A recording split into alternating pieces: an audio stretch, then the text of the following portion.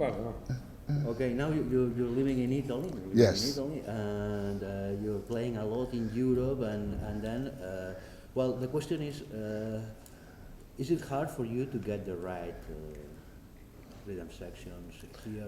Well, no. I see. It's all a matter of music. Everything depends on the music. So, you know, when you go out as a single, it helps to keep in mind that, you know, musicians all over the world have different tunes. They like different tunes they play and so forth and so on. So the best thing to do is to wait until you guys get together and to decide what you have in common and roll with that. You know, so it helps to be versatile. You have a little diversity in your own repertoire to be able to change when you have to, you know. Okay, the next question is, okay, how do you get your own sound? It's I don't know how to say it. What's coming from you and what's you know what it is? saxophone? What it is first it starts first in every human being, in your inner ear. You have a concept of sound. Everyone on the planet has their own concept of sound, and it all starts inside the ear. It's the way we hum to ourselves, in the shower or whatever you do. So as a musician, you began with your own sound, your own concept of sound. Now, as what happens in most cases, especially we usually start when we're little, you know. So as you grow, your concept of the entire world changes based on what your parents teach you and what other people say is normal. And so, of course, you go through a period where you have many influences in terms of sound. But I'd say what happens more than not is that you hear music and you understand that there's certain people that really make you feel something. So you begin to identify with those particular sounds. And the further along you go, and the more you understand your instrument and you understand music, you begin to develop your own concept of what you want to sound like. And you spend a lot of time working towards that, but you still don't get your own sound that way. It comes from many years of playing and understanding that what comes out naturally, 100% of the time, is your sound. Now, some people don't like what comes out naturally and they try to change it. But most of the time, that's what comes out. So, you know, there are many different factors that determine what your particular sound would be. I mean, for instance, you know, when you hear Jackie McLean, you know that that's not Cannonball Adderley. And you know that not simply because of what they play, but you know based on the sound. So it takes a bit of time. But I want to say that in recent years, there's been a confusion about your own sound. And a lot of, in particular, young guys think that having your own sound means playing the way you play. And that's not really it, you know, because you can, if you think that way, then all you have to do is play something different than someone else, and you can say, I have my own sound. But that's not the determining factor. You know, I mean, each sound has its own life.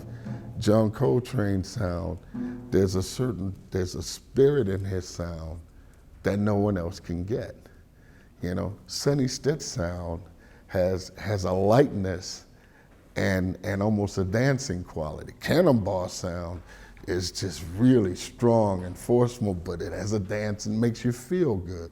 So that's what I think having your own sound means, because sound is everything.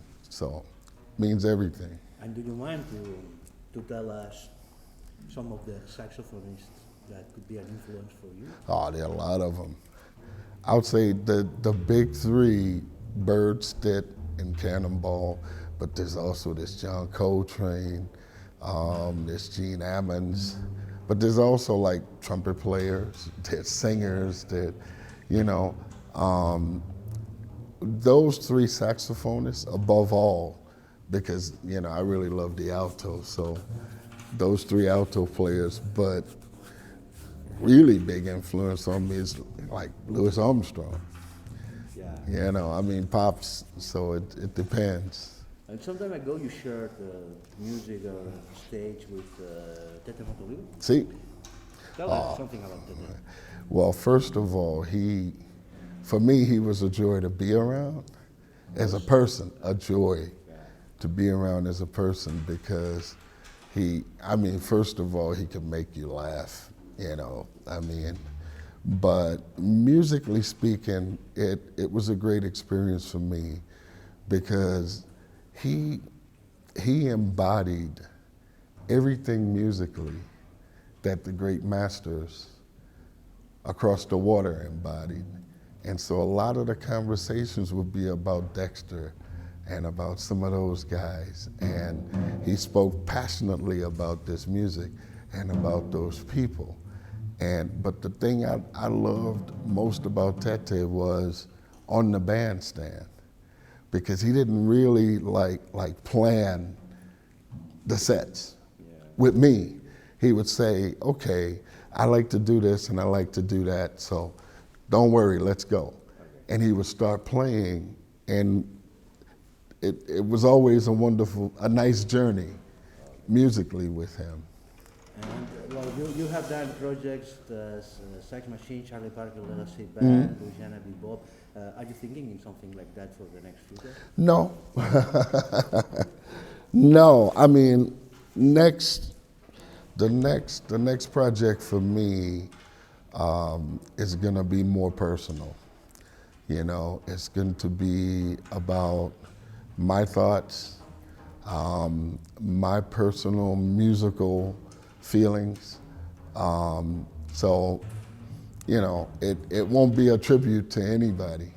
It'll just be personal expression. Talk You know. yourself. Definitely. Okay.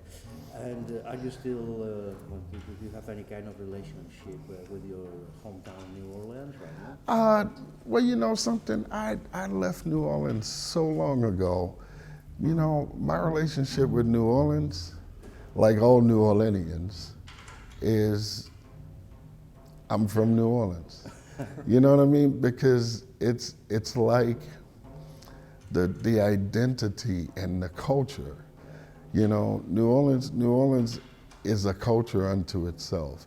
And if you're born there, that culture never leaves you, So that sometimes I get a chance to play with some of the guys from New Orleans. You know, there's several festivals in Europe that are dedicated to New Orleans. So sometimes I get a chance to play with the guys. And of course, my family still lives there, but a particular connection other than the culture and the music, no, not so much. Okay. So thank you very much. Thank you. Thank you. Thank you, guys.